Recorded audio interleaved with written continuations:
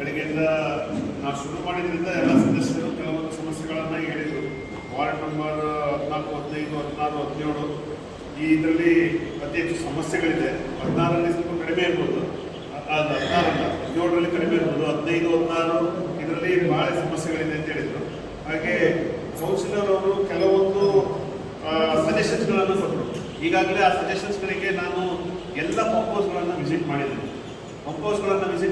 ಅಲ್ಲಿ ಕೆಲವು ಬರೀ 1 ಬೋರ್ವೆಲ್ಲು, 2 ಬೋರ್ವೆಲ್ಲು, 3 ಬೋರ್ವೆಲ್ಲು, ಮ್ಯಾಕ್ಸಿಮಮ್ಮೇ 4 ಬೋರ್ವೆಲ್ ರನ್ ಆಗ್ತಾರೆ. ನಾನು ಅದನ್ನು ಇಲ್ಲಿ ನಗರಸಭೆ ವ್ಯಾಪ್ತಿಯಲ್ಲಿ ಏನಾಗಿದೆ ಅಂತ ಹೇಳಿದರೆ, ನನ್ನ ವಾರ್ಡಲ್ಲಿ ನೀರು ಬರ್ತಿಲ್ಲ, ನನ್ನ ವಾರ್ಡಲ್ಲಿ ಬೋರ್ವೆಲ್ ಹಾಕಿ ಅಂತೇಳಿ ಬೋರ್ವೆಲ್ಲು ಅವ್ರವ್ರ ವಾರ್ಡಲ್ಲಿ ಹಾಕೊಂಡಿದ್ದಾರೆ. ಆಗ ಅದು ಮೇಂಟೆನೆನ್ಸ್ ಮಾಡಲಿಕ್ಕೆ ನಮ್ಮ ವಾಲ್ಮೆನ್ಸ್ಗಳಿಗಿರ್ಬೋದು ಅಥವಾ ಅಫಿಷಿಯಲ್ಸ್ಗಳಿರ್ಬೋದು ತುಂಬ ಸಮಸ್ಯೆ ಆಗುತ್ತೆ. ಈಗ ಯಾವಾಗ ಪಂಪ್ ಹೌಸ್ಗಳನ್ನು ಅಪ್ಗ್ರೇಡೇಷನ್ ಮಾಡ್ತಾರೆ, ಪಂಪ್ ಹೌಸ್ಗಳಲ್ಲಿ ನೀರು ಬರಬೇಕು, ಅಲ್ಲಿಂದ ಪಂಪ್ ಆಗಬೇಕು, ಅಲ್ಲಿಂದ ಯಾವುದೇ ಸಮಸ್ಯೆಯಲ್ಲೂ ಸಹ ನಾವು ಬಗೆಹರಿಸಲಿಕ್ಕೆ ಶುರುವಾಗುತ್ತೆ. ಅದಕ್ಕೆ ನಾವೀಗ NMDC ಗ್ರ್ಯಾಂಟ್ಸಲ್ಲೇ ಆಗಲೇ ದುಡ್ಡು ಬಂದಿದೆ. ಆ ದುಡ್ಡು ಪ್ರಕಾರ ನಾವು ಪಂಪ್ ಹೌಸ್ಗಳನ್ನು ಅಪ್ಗ್ರೇಡ್ ಮಾಡೋದಕ್ಕೆ ತೊಗೊಂಡಿದ್ದೀವಿ. ಈ ಪಂಪ್ ಹೌಸ್ಗಳನ್ನು ಈಗ ಅವರು ಹೇಳಿದಾಗೆ ಪಂಪ್ ಹೌಸ್ಗಳನ್ನು ಅಪ್ಗ್ರೇಡ್ ಮಾಡೋದು ಅಂತ ಹೇಳಿದರೆ, ಈಗ ಒಂದು ಬೋರ್ವೆಲ್ಲು, 2 ಬೋರ್ವೆಲ್ಲು ಆ ರೀತಿಯಲ್ಲಿದೆ. ಅದನ್ನು ನಾವು ಎಲ್ಲೆಲ್ಲಿ ನೀರಿದೆ, ನೀರಿನ ಲಭ್ಯತೆ ಇದೆ, ಅಲ್ಲಿಗೆ ಎಡಿಷನಲ್ ಆಗಿ ಬೋರ್ವೆಲ್ಸ್ಗಳನ್ನು ಹಾಕಿ ಅದನ್ನು ಇನ್ಕ್ರೀಸ್ ಮಾಡಲಿಕ್ಕೆ ಕ್ರಮ ತಗೊಂಡಿದ್ದೀವಿ. ಇನ್ಕ್ರೀಸ್ ಆಕ್ಷನ್ ಪ್ಲಾನ್ ಮಾಡಿದ್ದೀವಿ. ಕೆಲವೊಂದು ಸದಸ್ಯರು ಅವರ ಜಾಗದಲ್ಲಿ ಬೋರ್ವೆಲ್ ಹಾಕೊಂಡು ಮೇಂಟೆನೆನ್ಸ್ ಮಾಡ್ತಾ ಇದ್ದಾರೆ. ಮುಂದಿನ ದಿನಗಳಲ್ಲಿ ಅದನ್ನು ನಮ್ಮ ನಗರಸಭೆಯಿಂದಲೇ ಏನೇನು ಅದಕ್ಕೆ ಹೆಲ್ಪ್ ಬೇಕಾಗ್ತದೆ ಅದನ್ನು ಮಾಡಲಿಕ್ಕೆ ನಾನು ಕಮಿಷನರ್ಗೆ ಡಿಸ್ಕಷನ್ ಮಾಡಿಕೊಂಡು ಅದ್ರ ವ್ಯವಸ್ಥೆಯನ್ನು ಮಾಡಿಸ್ಲಿಕ್ಕೆ ನಾನು ತಿಳಿಸ್ತೇನೆ. ಯಾಕೆಂದರೆ ಇಲ್ಲಿ ಏನೇನು ಹೇಳಿದ್ದೀರಿ ಅದನ್ನೊಂದು ಪ್ರೊಸೀಡಿಂಗ್ಸ್ ಮಾಡಿಸ್ಕೊಂಡು ನಾನು ಕಮಿಷನರ್ಗೆ ಸಲ್ಲಿಸ್ತೀನಿ. ಮತ್ತು ಇನ್ನೊಂದು 1.5 ಲೀಟರ್ ಟ್ಯಾಂಕ್ ಒಂದು ಇದೆ ಅಂತ ಹೇಳಿದ್ದು, ಅದನ್ನು ನಾವು ಪರಿಶೀಲನೆ ಮಾಡಿ ಅದಕ್ಕೆ ಪಂಪ್ ಮಾಡಿ ಏನು ಬೋರ್ವೆಲ್ ಅಪ್ಗ್ರೇಡ್ ಇದು ಪಂಪ್ ಹೌಸ್ ಅಪ್ಗ್ರೇಡೇಷನ್ ಆಗುತ್ತೆ, ಅಲ್ಲಿಂದ ಅದಕ್ಕೆ ಪಂಪ್ ಮಾಡಲಿಕ್ಕೆ ಇದು ಮಾಡಿ ಅಲ್ಲಿಂದ ಏರಿಯಾಗಳಿಗೆ ಕೊಡಲಿಕ್ಕೆ ವ್ಯವಸ್ಥೆಯನ್ನು ಮಾಡ್ತೇವೆ. ಮತ್ತು ಕೆಲವೊಂದು ಬೋರ್ವೆಲ್ಗಳು ಕೆಟ್ಟೋಗಿದೆ, ಸಮಸ್ಯೆಗಳಿದೆ ಅಂತ ಹೇಳಿದ್ರಿ. ಅದು ಎಲ್ಲೆಲ್ಲಿ ಕೆಟ್ಟೋಗಿದೆ ಅದನ್ನು ಲಿಸ್ಟ್ ಔಟ್ ನಾನೀಗ ಒಟ್ಟು ನಗರಸಭೆ ವ್ಯಾಪ್ತಿಯಲ್ಲಿರುವಂಥದ್ದು 254 ಬೋರ್ವೆಲ್ಗಳು. 254 ಬೋರ್ವೆಲ್ಗಳಲ್ಲಿ ಈಗ ರನ್ ಆಗ್ತಿರೋದು 167 ಬೋರ್ವೆಲ್ಗಳು ರನ್ ಆಗ್ತದೆ. ಬಂದ ನಂತರ ಫಸ್ಟ್ ಲಿಸ್ಟ್ ಔಟ್ ಮಾಡಿಸಿ ಎಷ್ಟು ಬೋರ್ವೆಲ್ಗಳು ಫಸ್ಟ್ ಬಂದಾಗ 254 ಹೇಳಿದ್ರು, ಆಮೇಲೆ 241ಕ್ಕೆ ಇದಾಯಿತು. ಆಮೇಲೆ ನಾನು ಬಂದಾಗ ರನ್ ಆಗ್ತಿದ್ದದ್ದು, ನಾನು ಬಂದು 2-3 ತಿಂಗಳಲ್ಲಿ ರನ್ ಆಗ್ತಿದ್ದದ್ದು 178 ರನ್ ಆಗ್ತಿದೆ. ಈಗ ಉಳಿದಿದ್ದೆಲ್ಲ ಡೆಡ್ ಆಗಿದೆ ಅಂತ ಹೇಳಿದ್ರು. ಈಗ ಪ್ರೆಸೆಂಟ್ ರನ್ನಿಂಗ್ ಇರೋದು 167 ಬೋರ್ವೆಲ್ಗಳು ಮಾತ್ರ. ಅದರಿಂದ ಸ್ವಲ್ಪ ಹೀಲ್ಡ್ ಇದೆ, ಅದರಿಂದ ಕೊಡ್ತಾ ಇದ್ದಾರೆ. ಮತ್ತು ಈಗ ಎಡಿಷನಲ್ ಎಲ್ಲೆಲ್ಲಿ ಪಂಪ್ ಹೌಸ್ಗಳಲ್ಲಿ ಹೀಲ್ಡ್ ಎಲ್ಲೆಲ್ಲಿ ಚೆನ್ನಾಗಿದೆ, ಈಗಾಗಲೇ ಎರಡು ಕಡೆ ಹೇಳಿದರು. ಒಂದು ಚಿಕ್ಕನಾಯಕನಹಳ್ಳಿ, ಸಿಂಗಿನಹಳ್ಳಿ ಪಂಪ್ ಹೌಸ್ಗಳನ್ನು ಅಲ್ಲಿಗೂ ವಿಸಿಟ್ ಮಾಡಿದ್ದೀನಿ ನಾನು. ಅದನ್ನೆಲ್ಲ ಕರ್ಕೊಂಡು ಅಲ್ಲಿ ಅಪ್ಗ್ರೇಡೇಷನ್ ಆಗಬೇಕು. ಯಾಕೆಂದರೆ ಒಂದೇ ಮೋಟ್ರ್ ಇರೋದು, ಅಲ್ಲಿಂದ ಎಲ್ಲ 7-8 ವಾರ್ಡ್ಗಳಿಗೆ ಹೋಗುವಂಥ ಒಂದೇ ಪಂಪಲ್ಲಿ ಏನಾದ್ರು ಪಂಪ್ ಕೆಟ್ಟೋಯ್ತು ಅಂತ ಹೇಳಿದರೆ ಮತ್ತೆ ನೀರು ಆಲ್ಟರ್ನೇಟ್ ಇಲ್ಲ. ಅದಕ್ಕೆ ಸ್ಟ್ಯಾಂಡ್ ಬೈ ಆಗಿ ಎಷ್ಟು ಪಂಪನ್ನು ಸಹ ಪರ್ಚೇಸ್ ಮಾಡಲಿಕ್ಕೆ ನಾನು ಈಗಾಗಲೇ ಪ್ರಪೋಸಲ್ ಕೊಟ್ಟಿದ್ದೀನಿ. ಅದನ್ನು ಸೇರಿಸ್ಕೊಂಡಿದ್ದೀನಿ. ಮತ್ತು ಇನ್ನೊಂದು ಹೇಳಿದ್ರು, ಯಾವುದಾದ್ರು ಬೋರ್ವೆಲ್ಗಳು ಕೆಟ್ಟೋಗಿದೆ ಅಂಥ ಬೋರ್ವೆಲ್ಗಳಿಗೆ ಈಗ ಎಡಿಷನಲ್ ಗ್ರ್ಯಾಂಟ್ಸ್ ಆಗಿ ಆ ಬೋರ್ವೆಲ್ ಸುತ್ತ ಜಿಲ್ಲೆ ಹಾಕಿ ರೈನ್ ವಾಟರ್ ಹಾರ್ವೆಸ್ಟಿಂಗ್ ಮಾಡಲಿಕ್ಕೆ ವ್ಯವಸ್ಥೆಯನ್ನು ಕ್ರಮ ತಗೊಳ್ತೇವೆ. ಅದನ್ನು ಎಡಿಷನಲ್ ಪ್ರಪೋಸಲನ್ನು ಕಳಿಸ್ಕೊಡ್ಬೇಕು, ಅದನ್ನು ಸಹ ಮಾಡ್ತೀವಿ. ಮತ್ತು ಹಾಗೆ ಇನ್ನೊಂದು ಕೆಲವರೆರಡು ಬೋರ್ವೆಲ್ಗಳು ಹೇಳಿದರು.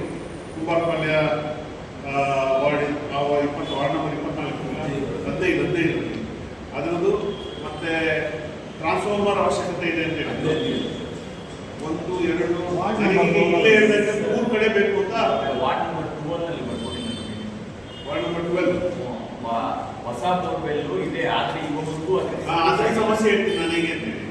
ಇಲ್ಲಿ ನಗರಸಭೆಯಲ್ಲಿ ಏನು ಮಾಡ್ತಿದ್ರು ಅಂದರೆ, ಸದಸ್ಯರು ನನ್ನ ವಾರ್ಡಿಗೆ ಬೋರ್ವೆಲ್ ಬೇಕು ಅಂತೇಳಿ 4-5 ಬೋರ್ವೆಲ್ ಬೇಕು ಅಂತೇಳಿ ಒಂದೇ ಸಲ ಕೊಡ್ತಾರೆ. ಇರುವುದು 10 ಲಕ್ಷ. 4-5 ಜನ ಕೊಡುವಾಗ ಏನು ಮಾಡ್ತಾರೆ, ಬರೀ ಡ್ರಿಲ್ಲಿಂಗ್ ಮಾತ್ರ ಕೊಟ್ಬಿಡ್ತಾರೆ. 2-2 ಲಕ್ಷಕ್ಕೆ ಡ್ರಿಲ್ಲಿಂಗ್ ಕೊಡ್ತಾರೆ. ಎಡಿಷನಲ್ ಫೆಸಿಲಿಟಿ ಕೊಡೋದಿಲ್ಲ. ದುಡ್ಡಿರುವಾಗ ಒಂದು ಬೋರ್ವೆಲ್ಗೆ ಕಂಪ್ಲೀಟ್ ಸೆಟ್ಟನ್ನು ಹಾಕಿ ಮಾಡಬೇಕು. ಬೋರ್ವೆಲ್ ತೆಗಿಬೇಕು, ಪೈಪ್ ಹಾಕಬೇಕು, ಅದಕ್ಕೆ ಕರೆಂಟ್ ಕನೆಕ್ಷನ್ ಕೊಡಬೇಕು, ಮೋಟ್ರು ಫಿಕ್ಸ್ ಮಾಡಬೇಕು, ಎಲ್ಲ ಆಗಬೇಕು.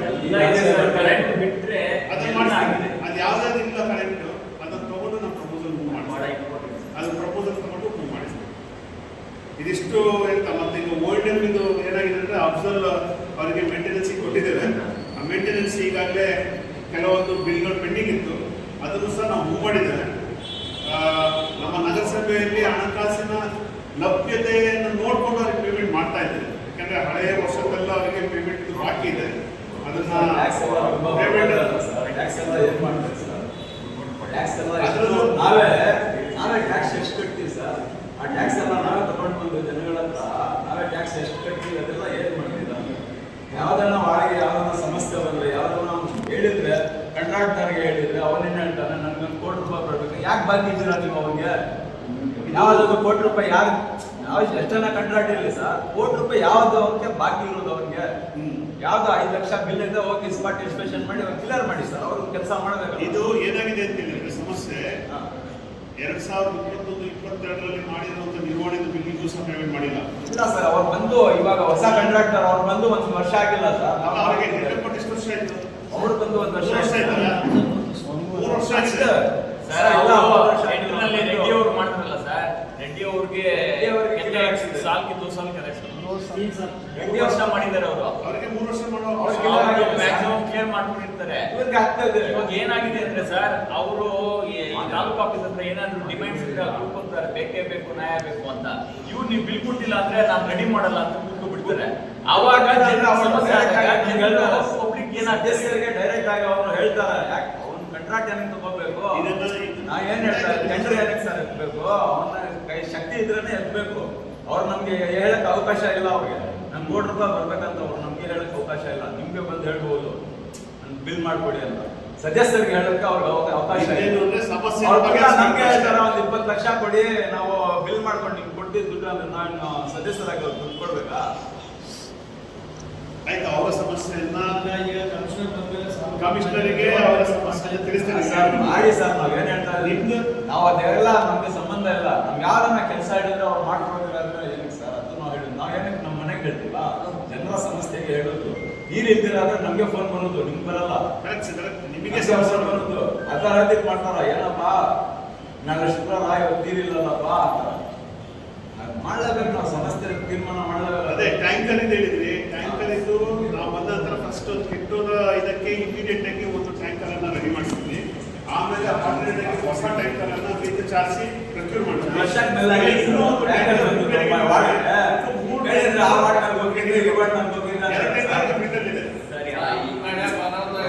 ಟ್ಯಾಂಕರ್ ನಾವು ಕೇಳಿದ್ರೆ ಆ ವಾರ್ಡ್ ಹೋಗಿದ್ರೆ ಆ ವಾರ್ಡ್ ಹೋಗಿದ್ರೆ ಅಂತ ನಾವು ಸ್ವಂತ ಟ್ಯಾಂಕರ್ ಮಾಡ್ಕೊಂಡು ನಾವು ಓಡಿಸ್ತಾ ಇದ್ದೀವಿ ಸರ್. ಸ್ವಂತ ಡೀಸೆಲ್ ಹಾಕೊಂಡು ಸ್ವಂತ ಡ್ರೈವರ್ ಮಾಡ್ಕೊಂಡು ನಾವು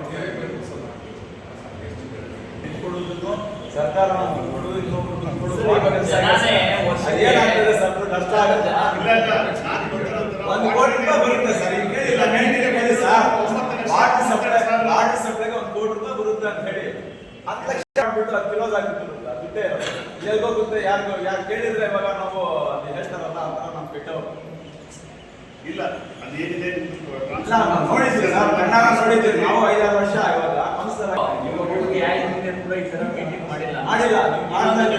ಮಾಡಿಲ್ಲ. ಯಾಕೆ ಅರ್ಥ ಆಗಲಿ ಅಂತ ಹೇಳ್ತಾ ಇದ್ದೀನಿ ಅಷ್ಟೇ.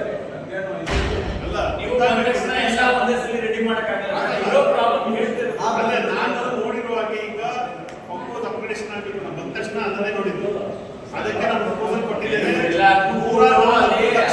ಕುತ್ಕೊಂಡು ಅಲ್ಲೇ ಆಫೀಸ್ನಲ್ಲಿ ಬಿಲ್ ಮಾಡ್ಕೊಂಡು ಬರ್ತಾರೆ. ನೀವು ಗ್ರೌಂಡ್ ಔಟ್ ಮಾಡೋದಕ್ಕೆ ನಿಮ್ಗೆ ಮಾಹಿತಿ ಗೊತ್ತಿರೋದು. ನೀವು ಗ್ರೌಂಡ್ ಅಲ್ಲಿ ಕೆಲಸ ಮಾಡಿಲ್ಲ ಅಂದ್ರೆ ಇದೆಲ್ಲ ಗೊತ್ತಾಗ್ತಾ ಇರಲಿಲ್ಲ.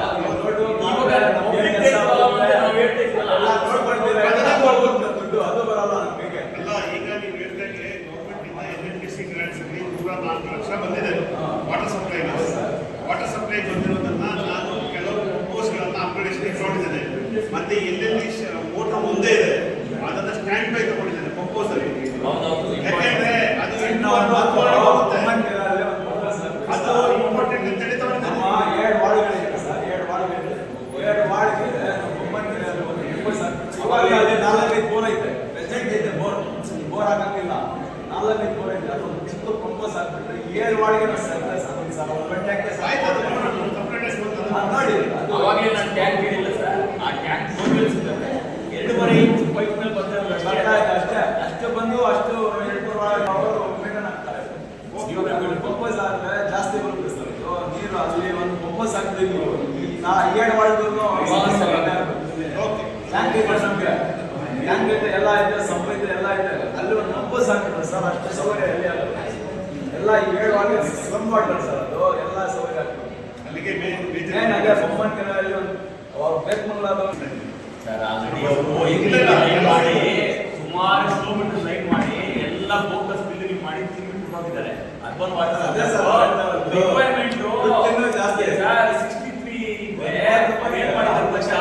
2 ಇಂಚು ಎಲ್ಲ ಟೌನ್ ಅಲ್ಲಿ ಒಂದಡಿ ಆಗಿಬಿಟ್ಟು ಸೈಂಟಿಫಿಕ್ ಆಗಿ ತೆಗಿಬೇಕಂದ್ರೆ ಎಷ್ಟು ತೆಗಿಬೇಕು ಸರ್?